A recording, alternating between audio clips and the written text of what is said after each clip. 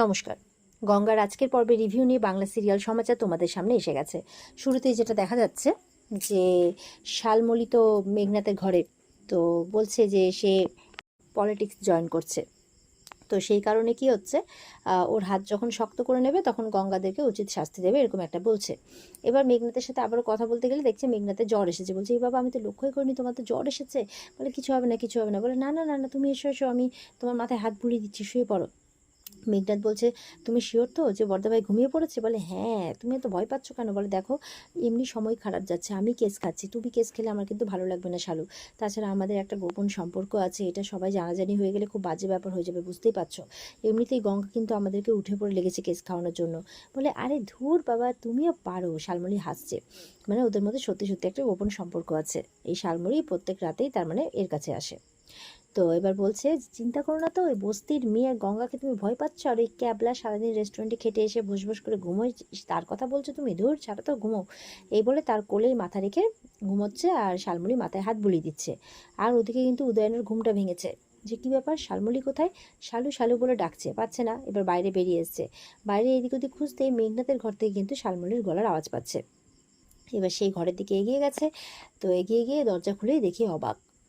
কী হলো ব্যাপারটা? দেখছে ততক্ষণে শালমলীরা বুঝে গেছিলো যে ও চলে এসছে। শালমলী কী করেছে, দুটো বালিশ দিয়ে মেঘনাথকে শুয়ে দিয়েছে, আর দূর থেকে তার মাথায় মানে মাথায় মুখে চোখে যেখানে চোট লেগেছে একটু ওষুধ লাগিয়ে দিচ্ছে। তো বলছে কী আবার তুমি এখানে? শালমলী বলছে ঘুমিয়ে পড়েছে, অনেক কষ্টে ঘুমিয়েছে, শরীরটা ভালো না তো, বাইরে গিয়ে কথা বলে যা বলার। এই বলে তখন তো রেগে মেগে একদম উদয়ন বেরিয়েছে। আর শালমলী বলছে বাবা, চোর বাচ্চা বেঁচে গেছি। এবার তো ঘরে যাচ্ছে। উদয়ন পথে বলছে যে এর কি মাথা টাথা খারাপ হয়ে গেছে, এত রাত্রে একা একা মেঘনাথের ঘরে। এই বলে ঘরে ঢুকে গেছে রাগে গজগজ করতে করতে। আর সেটা কিন্তু গঙ্গা গঙ্গা ফলো করেছে, কারণ ও জল ভর্তি যাচ্ছিল। তো দেখছে কি ব্যাপার, দাদাভাই এরকমভাবে এত রেগে টেগে ঘরে গেল কেন। দেখছে তার কিছুক্ষণ পরে শালমলী ঘরে যাচ্ছে, সব মেঘনাথের ঘর থেকে বেরিয়েছে। বলে কি ব্যাপার, এক ভাইরাস আরেক ভাইরাসের ঘর থেকে বেরোলো, মানেটা কি? এই বলে দাদাভাইয়ের কিছু হয়েছে কিনা জিজ্ঞাসা করতে যাবে কি, দরজা ঠকঠক করে দেখছে ওদের মধ্যে কথা চলছে। উদয়ন বলছে শোভন অশোভন বলে তো একটা কিছু ব্যাপার আছে নাকি? তুমি এত রাত্রে ওর ঘরে চলে গেলে? তুমি আমাকে একবারও বললে না? আমি তো পাশেই ঘুমোচ্ছিলাম, আমাকে ডাকতে পারতে, আমাকে নিয়ে যেতে পারতে। বলে উফ সত্যি ওর শরীরটা খারাপ, তুমি কি বলছো এগুলো? বলে না, আমি শুধু এইটুকুটাই বলছি, একটা শোভন অশোভন বলে তো ব্যাপার আছে। ও একা ছিল, তুমি একা চলে গেলে ঘরে, মানে বলে ইস, তুমি এই ছোটো চিন্তা ভাবনা রাখতে পারলে? এই সময় এইসব কি কথা বলছো তুমি? আর বলবে নাই বা কেন, ওই বস্তির মেয়ের সঙ্গেই তুমি এরকম, মানে সঙ্গদোষেই তুমি এরকম কথা বলছো, তাই বলছে। বলে দেখো, আমি এত বাড়াবাড়ি কথা বলছি না, আমি যা বলছি ঠিক বলছি। তুমি আমাকে নিয়ে গেলেই কিন্তু ল্যাটা চুকেই যেত। তুমি একা কেন গেলে এত রাত্রে? তুমি মেঘনাথের স্বভাব জানো না? ওই গঙ্গার ঘরে ঢুকে গঙ্গার জামার চেন লাগিয়ে দিয়েছিল, আমার ওকে কিন্তু একদম ভালো লাগে না, তাই তোমাকে সতর্ক করছি। বলে উফ, তুমি না সত্যি বাবা একেবারে এবারে বিরক্তিকর। বলছে তখন উদয়নও রয়ে গেছে। আচ্ছা ঠিক আছে, অনেক হয়েছে, লাইটটা এবার অফ করো দয়া করে, এবার আমি শোবো। এই বলে উদয়ন ঘুমিয়ে পড়েছে। আর শালমলী তো মনে মনে বলছে যাক বাবা, বেঁচে গেলাম। আর গঙ্গা কিন্তু বাইরে থেকে সবটাই শুনছে। বলছে এক ভাইরাস আরেক ভাইরাসের ঘরে এত রাত্রে গেছিলো, ব্যাপারটা কি? কোনো ষড়যন্ত্র করছে না তো? জানতে হবে, চোখ কান নাক মুখ খোলা রাখতে হবে। আর গঙ্গা যে আড়ি পাচ্ছিল সেটা দেখে নিয়েছে পেছনে তার বোন আর কি, মাস্তুতো বোন ঝিমলি। মনে মনে বলছে বাবা, এরও কি আড়ি পাতা স্বভাব আছে নাকি? দেখতে হবে তো কি করছে। এই বলে বুঝতে পারে ব্যাপারটা। গঙ্গা ওখান থেকে চলে যায়। গঙ্গা তো আর আড়ি পাততে যায়নি, গঙ্গা ওখান থেকে যাচ্ছিলো, ও দেখতে পেয়ে দাঁড়ালো, তখন কানে এলো কথাগুলো। তো গঙ্গার উদ্দেশ্য আর ঝিমলির উদ্দেশ্যের মধ্যে আকাশ পাতাল তফাৎ আছে। তো এবার ঝিমলি বলছে গঙ্গার সঠিক জায়গায় গিয়ে খবরটা দিয়ে দেবে, তার আগে মেঘনাথকে সাবধান করতে যাচ্ছে। মেঘনাথের ঘর নক করছে। মেঘনাথ তো শুয়ে পড়েছে। বলছে কে? ভেতরে এসো। দেখছে তাও নক নক করে যাচ্ছে। মেঘনাথের তো খুব বিরক্ত লেগেছে, উঠে কোনো রকমের দরজাটা খুলেছে। বলছে কী ব্যাপার এত রাত্রে তুমি? বলছে না, একটা খবর দিতে এলাম। তখন মেঘনাথ ঘরে ঢোকায়। বলছে যে আপনার বড় বৌদির মধ্যে যে সম্পর্কটা আছে সেটা কিন্তু গঙ্গা টের পেয়ে গেছে, তো খুব সাবধান। তো বলছে কি কি বলছো তুমি? সম্পর্ক মানেটা কি? মানে মেঘনাথ ভয় পেয়ে গেছে যে এও জানে ব্যাপারটা। বলছে না, মানে ওটাই আপনাকে সাবধান করতে এলাম। আর কোনো দরকার থাকলে আমাকে অবশ্যই বলবেন, আমি জেগে আছি। হ্যাঁ, আপনি একবার ডাকলে আমি চলে আসবো। এই বলে মেঘনাথ বলছে ঠিক আছে ঠিক আছে, এই বলে চলে যায়। মেঘনাথ বলছে এই মেয়েটাকে কাল্টিভেট করতে হচ্ছে তো দেখছি। গঙ্গার আবার আত্মীয় বলে কথা, তবে বিপদে পড়লে এই মেয়েটা কাজে আসতে পারে, এরকমটা মনে মনে ভাবছে আর কি। কারণ মেঘনাথের এবার ভয় ধরেছে যে বাড়ির কিছু মানুষ তার মানে জানতে পেরে গেছে তাদের সম্পর্কের কথা। এবার কিছু একটা প্ল্যানিং না করলেই নাই। এবার তো গঙ্গা যখনই ওর অফিসে ঢুকেছে, মানে থানাতে ঢুকেছে, তখনই তো যারা ওখানকার ভালো কনস্টেবলরা আছে সবাই মিলে তো খুব হাততালি দিচ্ছে গঙ্গার জন্য। গঙ্গা এত বড় একটা কাজ করেছে, তো গঙ্গাও সবার আনন্দই পায়। তো বলছে যে সত্যি গঙ্গা তুমি যা করেছো না, সত্যি দারুণ ব্যাপার করেছো। আরেকজন লেডি কনস্টেবল, সে বলছে আমিও তো নতুন, তোমার কাছ থেকে শেখার অনেক কিছু আছে। গঙ্গা বলছে না না, আমি কোনো কিছু করিনি, আপনারাও তো সবাই মিলেই করেছেন, বলুন, সবাই মিলিয়ে জীবনে ঝুঁকি নিয়েই কাজ করেছেন। এই বলে সব গল্প চলছে। তখন মেঘনাথ আসে, কী ব্যাপার, এখানে কি গল্পের আসর জমেছে? এটা গল্প করার জায়গা না, কাজ করার জায়গা, যাও সব জায়গায় যাও। এভাবে মেজাজ দেখি সবকে জায়গায় পাঠিয়ে দিয়েছে। গঙ্গা বলছে, স্যার আপনি রেগে যাচ্ছেন কেন? ওরা তো সবাই মানে এই যে আপনার মেটিগঙ্গা থানারই তো এত নাম হচ্ছে, তাই না? এতদিন পর ওরা এতটা মানে এত বড় একটা জিনিস ধরিয়ে দিয়েছে, এমবিআইনি জিনিসপত্র। তো সবাই খুব আনন্দ, বলে হ্যাঁ হ্যাঁ আমি খুব আনন্দ, যাও নিজের জায়গায় গিয়ে বসে যাও, আনন্দ আর ধরে রাখতে পারছি না আমি। এইভাবে টেরা টেরা কথা বলছে। গঙ্গা বলছে, না বেশি খুব গায়ে লেগেছে মনে হচ্ছে।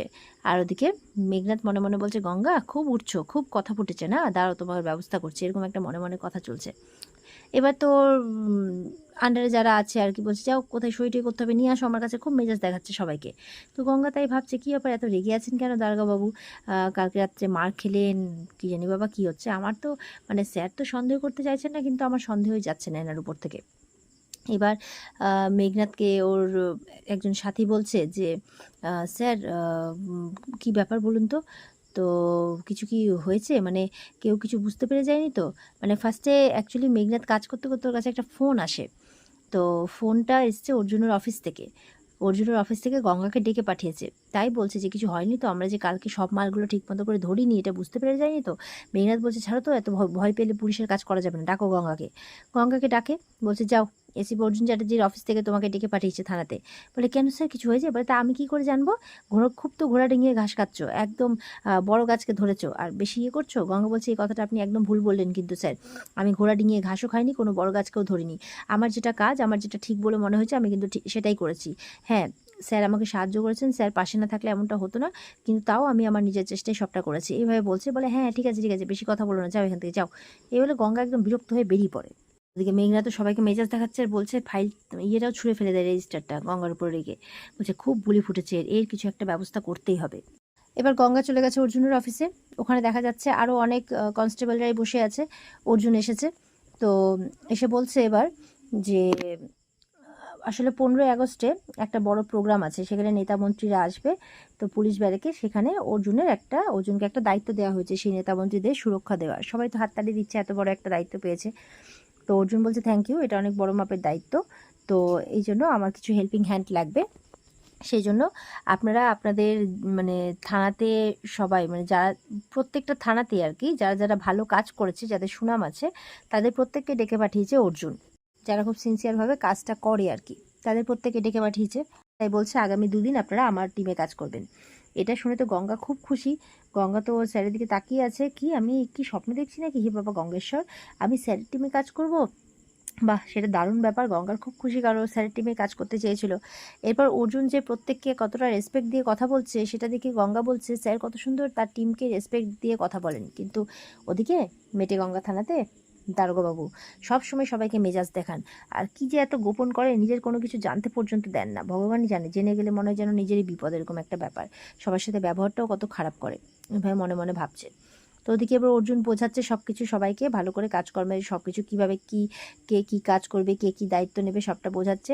গঙ্গাও বুঝছে। গঙ্গা আবার এরই মাঝে না হা হয়ে স্যারের দিকে তাকিয়ে আছে। এবার অর্জুন দেখছে, আরে মেয়েটা তো তাকিয়ে আছে এরকমভাবে, অর্জুনেরও কিছু বলতেও পারছে না সেই জায়গাতে। তো কিছুক্ষণ পর গঙ্গা ব্যাপারটা বুঝতে পারে, চোখটা নামিয়ে দেয়, তখন অর্জুন একটু রিল্যাক্স হয়। এদিকে মেঘনাথকে ডেকে পাঠিয়েছে অহনার বাবা। তো বলছে যে সেদিন খুব ভুল হয়ে গেছিলো, আমিও পরে বুঝতে পারলাম যে আমার লোকেরও ভুল ছিল, ওই দুটো পচা লাউ বদলাতে মেটেগঙ্গা থেকেই লাউ চুরি করতে হয়েছিল তাদেরকে। মেঘনাথ বলছে, আমি যদি সেদিন রেডটা না করতাম, তাহলে আমার চাকরিটাও থাকতো না, তখন আমি আপনার কী কাজে লাগতাম, আর আপনিও এক্সপোজড হয়ে যেতেন। তো বলছে যে হ্যাঁ পরে ব্যাপারটা বুঝলাম। তো বলছে আমি সেটাই আপনাকে বোঝানোর চেষ্টা করছিলাম, কিন্তু আপনি তো যাই হোক। বলছে একটা নতুন কাজ এসছে, মেঘনাথ করবে? বলে আপনার যদি বিশ্বাস হয় আমাকে, তাহলে করাবেন।